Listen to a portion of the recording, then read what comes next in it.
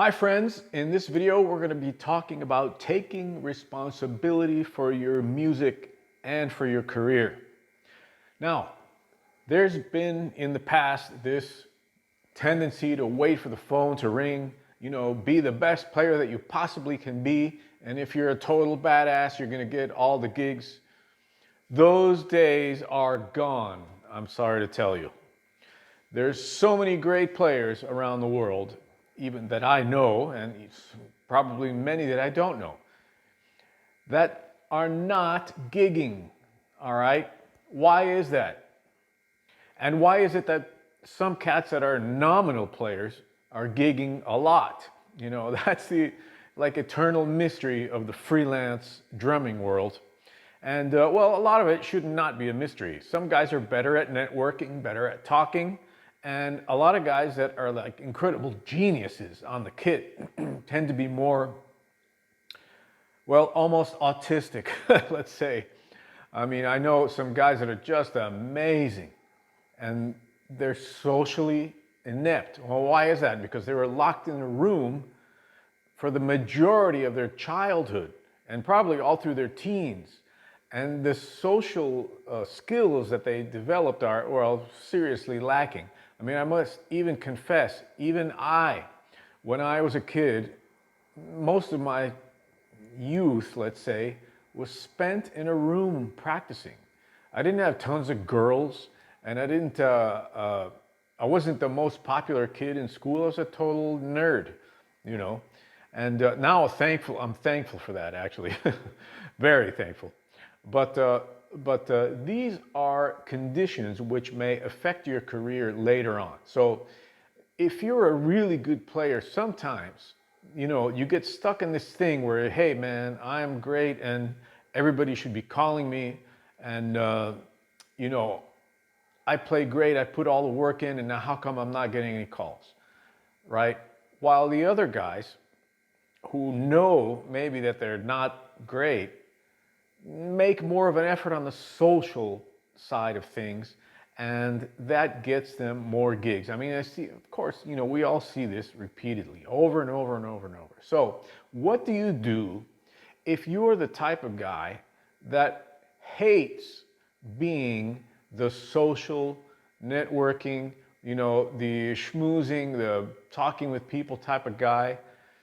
What do you do? Well, you can either develop your personality, your skills of talking with people, or you can take charge of your career in another way. So what that entails is basically producing everything yourself. You're going to get to a point where you're sick and tired of waiting for that phone call to arrive that never is going to arrive and never arrives. And you're going to say to yourself, okay, I'm going to do this project. I'm going to do this to get my career moving. I'm going to, not feel like I am selling my soul to the devil or changing my whole personality because I want to get a gig.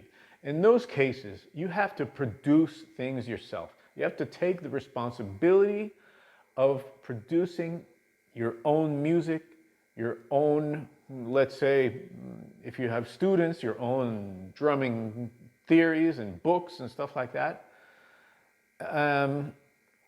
But most of all, you have to start thinking about producing your own music. Now remember, you're almost suited for this if you're more of an introverted kind of person. You're going to work in silence and with no immediate reward. You're going to be writing music. You're going to be organizing things on levels that no public is going to see. You have to be prepared for that. Maybe it's going to take a while, like a long while, okay? Like most of my projects take years, okay? Years to produce. It's not like I figure out something and then it's in 6 months it's done. There's no way, okay? I have a short-term goals and long-term goals, like in any business, right? But the projects I do are to propel my career forward and my playing forward, which is the most important thing, okay? So now I just want to call your attention to this. There's a particular city that I go to a lot where the musicians are like completely disconnected from the people of that city. Maybe this happens in your city too. The young people of this city, I see online that all they do is go to electronic music festivals, DJs. I mean, you go to this DJ thing that they have. You can't call it a concert. It's some kind of a party or whatever it is. In fact, they call it the electronic parties. It's not concerts. I mean, it's ridiculous. DJ doesn't play anything. He's just sitting there or whatever. Don't want to get into that, a whole other can of worms. But the people are going there and not to gigs. Why? Because the musicians in this place are stuck in the 80s, in the 70s, in the 60s. They're like rehashing covers, and they're doing blues. I mean, they're not even real blues music. They can't even play blues properly, and it just sounds like whatever. I mean, it sounds like high school garage bands, So I don't see how that's going to appeal to anybody at a young age and develop their musical taste so that they can be happy, going to live gigs. It's the responsibility of musicians to put things out that are going to reach people in some way or other. You have to do things that are innovative, that are really a part of your soul, that takes you from being an ordinary musician to an artist. Okay, if you want to reach people, that's what you have to do. I mean a real artist, not that word gets thrown around like nothing. Okay, these days, but if you are in one of these towns, you gotta stop like catering to this mediocrity. Let's put it bluntly, all right? You're gonna have to dig deep, and you're gonna have to be prepared to work and work with no reward for a while. I mean, your reward is gonna be the process. You're gonna have to use, delay of gratification skills and whatever, all those skills that you need to develop projects long term, okay? You're gonna have to know what those are and use them like a lot, okay? So when there's this disconnect from audience, even though that might feel like you're selling your soul, I want to, connect with my audience, that's not what happens, okay? What happens is when you have something that's happening, that's really cool, that's new, that has energy. There's something about a project or music when it's soulful, when it hits people. It's not selling your soul. It's something new and vibrant, okay? You feel that when you're writing this music, you feel it. And when you finally put that out, it feels like, okay, man, this is something very special, and you are passionate about describing it and passionate about pushing it. Okay, so most likely this is what's going to happen. Okay, be prepared. Most likely, if you're in a town like the one I'm describing, this is what most likely is going to happen. Nothing. Nobody will care. Okay, now that's harsh, but that's reality. Now, what are you going to do? Guess what? You have to do it again. And then again and again until you reshape the culture of wherever you are. And if it's absolutely impossible to reshape, then you get the hell out of there. I don't care if your whole family's there and your dog and whatever. You have to move on. You cannot base your career on one little failure, let's say, or social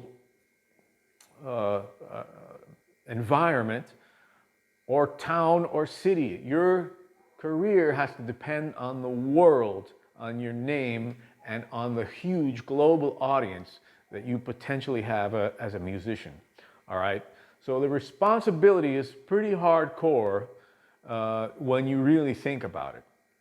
Okay? So let's say, you feel at odds with this thing, you know, thinking about, oh, I have to connect with people. I don't want to connect with people. They have to come to me.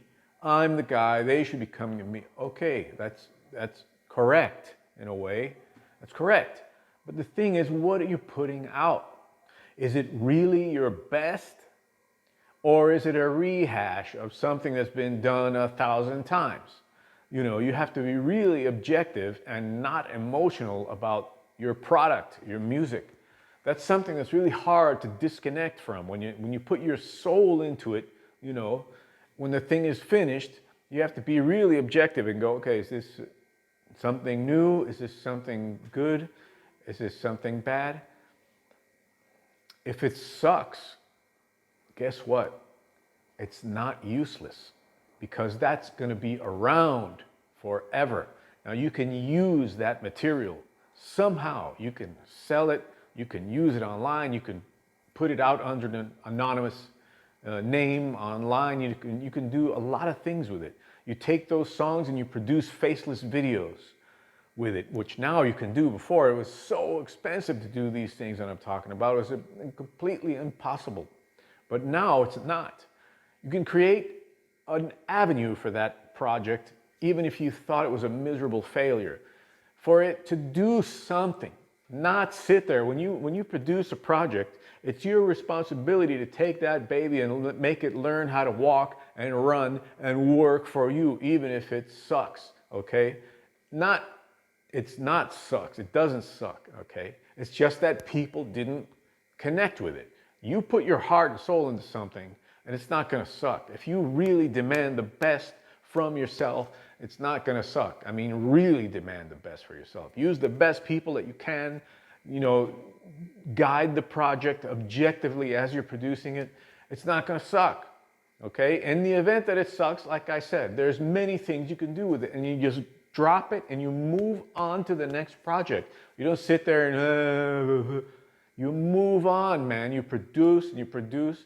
By the end of the year, you should have 3 projects, okay, done. That's how resilient you have to be. Now, how do you create that resilience?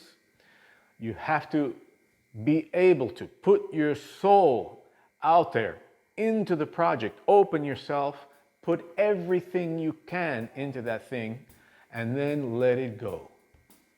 That's really hard, you know, really hard. You have to let it go and let the next project come into your life, okay? That's taking responsibility for your career.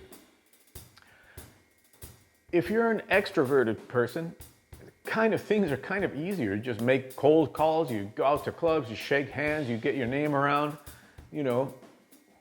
It's like any other business. But if you're not, if you're a really introverted, soulful person, and it's hard for you to do that, it's most likely signs that you're deeply artistic. Artistic, not autistic. Sometimes, you know, many genius guys are that as well.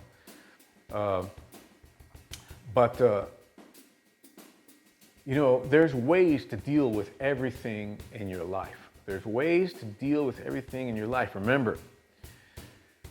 So, putting projects together is a whole skill. It's a skill that you have to develop from beginning, middle, and end, and to the release. You have to know how to do that. And most of all, you have to know how to let go once it's done. Remember, even if it wasn't perfect like you wanted it, it's always going to be useful. I have songs that I've written 15 years ago, electronic music, whatever. You know, I thought it was going to be great and blah, blah, blah. Okay, so it didn't do much because I need to have 10 albums like that to even get noticed in a field so saturated. But I used that music in films, in videos.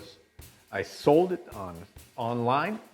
I used it in many ways, and I still use it. All that effort and money I put into those projects are still paying off for me today, even though they did nothing at the time of release, okay? So I hope this is helping you. If you like this kind of video, I can make a video that helps you to develop a project from beginning to end, Okay, that might be something that maybe nobody's ever talked about in your life as a musician, and it could be interesting. All right, so remember, you want direct access to me, join the lesson site. Only 150 bucks gets you into the year program. The lesson site is cranking. We have students from all over the world, a very, very nice curriculum that nobody has. These things are developed over decades of teaching experience all over the world, many universities, conservatories, private students, drum schools, thousands of clinics, okay? I've seen so many drummers all over the world, and that's how I developed this curriculum. All right, I hope this has helped you. Remember, take responsibility for your music. Peace.